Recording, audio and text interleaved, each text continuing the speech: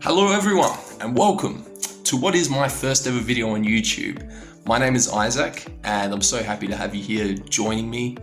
I've decided to call this Hamaldo FC. I've been thinking about the name for a while and I thought, hey, why not mix up my surname with my favorite player, obviously right there. And yeah, I'm very happy to be doing this and thank you for taking the time to jump on board.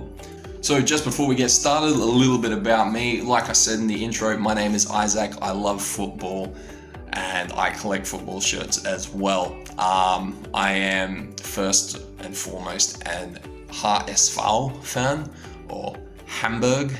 My grandfather is from the city and I share that personal connection with the city, so big Hamburg fan. And because in Australia almost everyone watches EPL, I'm an Everton fan as well, purely because Hamburg fan first. I didn't want to support a big six club. Everton wore blue. A lot of my friends are Liverpool fans, naturally, it's what happens. But today we're here to rank, in my opinion, from worst to best, the Premier League home shirts for this season. And again, it's my opinion, but it's a great thing, subjective thing, and I'd love to hear from you guys what you agree with, what you disagree with. I'm sure I'm going to have some controversial opinions and stuff, but that's the fun of this. So without further ado, let's get into it. And in 20th place, I have Fulham. I think this is probably the only shirt this season that's bad. I don't like it. I don't think the shoulders work. I just think it's ugly for some reason. It just doesn't resonate with me very well. I look at it and I think it's bad. Sorry to any Fulham fans, but yeah, I'm thankful. I don't know if anyone saw the concept art for the full kit at the beginning of the season, where the shorts were like, black with the red and the white in it. It looked like some Tommy Hilfiger shorts.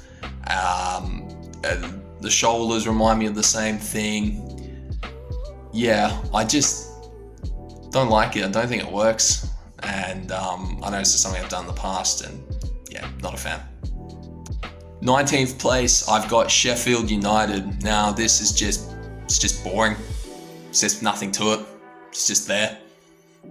Even when they've gone and had the sponsor on, I think they started the season without a sponsor, but even with the sponsor on it, it's still just a very bland, boring shirt. And believe me, sponsors can make or break a shirt. There are some iconic sponsors out there, and with the right sponsor, they probably could have done something with this. But yeah, 19th place, probably the same spot the team will finish too. 18th, I have Burnley, or should I say Aston Villa. I don't know why Aston Villa and Burnley, they obviously wear the same colours, they get mixed up in my head, but when I think of West Ham, I don't mix that up, but whatever, that's a me problem. But this Burnley shirt, just boring as well. It's better than the Sheffield one. Yeah, 18th place. Hate the collar. Collar's not good. But yeah. 17th place, I have Brighton. It's more to do with the Nike template thing that they've done over the last couple of years, where it's sort of like curves like here, and the lines sort of like the stripes in the shirt kind of cut off. I don't like it. And even some got that weird pointy thing that, yeah, it just, not a fan. It works sometimes though, don't get me wrong, and this, I think, like, you think of like the Australia away shirt from the last World Cup. I like that. It might be a controversial opinion because it's probably a hideous shirt, but I do like it. Might be some bias in that, but anyway, back to the Brighton shirt. I just hate how like the lines cut off here. It's not nice. It's, at least they tried something. Give them that. So. Next up, I have Brentford. Now, it's more The sponsor on the shirt I don't like, Hollywood Bets. I just think it's not a very good looking sponsor. And the way that the black sort of comes up from the bottom of the shirt into the stripes, it reminds me of that United home shirt that they had a few years back, which did a similar thing, and same style with that Tottenham shirt that did a similar thing.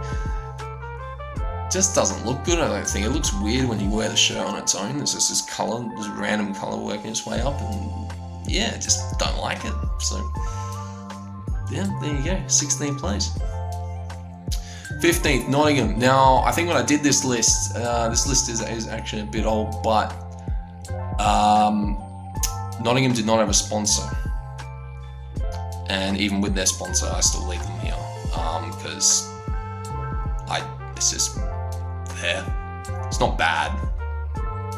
It's kind of clean, but it's just there.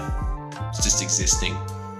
And yeah, that's all I have to say on it. This is probably the point where the shirts, in my opinion, start to get a lot better. You know, we got to the better part of the list, and then next I've got Wolves.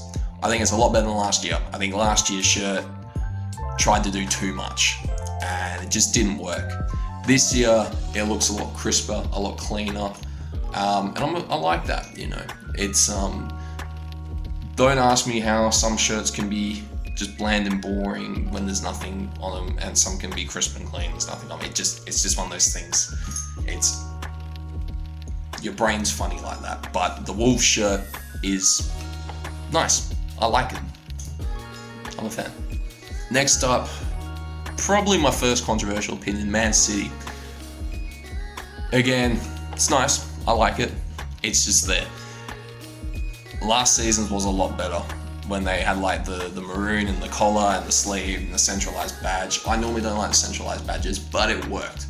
And I really, that will go down as an iconic shirt purely because of the treble. But I really enjoy like last season's shirt. This season, just there. It works. I like it, but nothing special about it. Next up, we have the team that choked the Premier League last year, Arsenal. And we all know why there's gold trim in it. I'm sorry, Arsenal fans. But it's nice. I know a lot of people go on about the shirt being really good. I'm not feeling that with this though. I do like the gold trim, but to me it is just another average Arsenal home shirt. And it's there, it's good, it's nice. Leave it at that. Tottenham is next, and for me this shirt is, again, clean. I feel like the people who design the Tottenham home shirts every year might have a bit of a hard time just because of, hey, you know, we only have white to work with here, but you know, it's I like the little details in the shirt. It works. I can get behind this. Halfway point of this list, and in number 10 I have Chelsea. Now I know they have a sponsor now on the shirt. Again, like I said, back when I was looking at the Nottingham shirt, I made this list a while ago when Chelsea didn't have one. And in my opinion, I'm not a fan of sponsored shirts, but this is one that works, and it works very well. I like the sort of the raw blue it's got to it.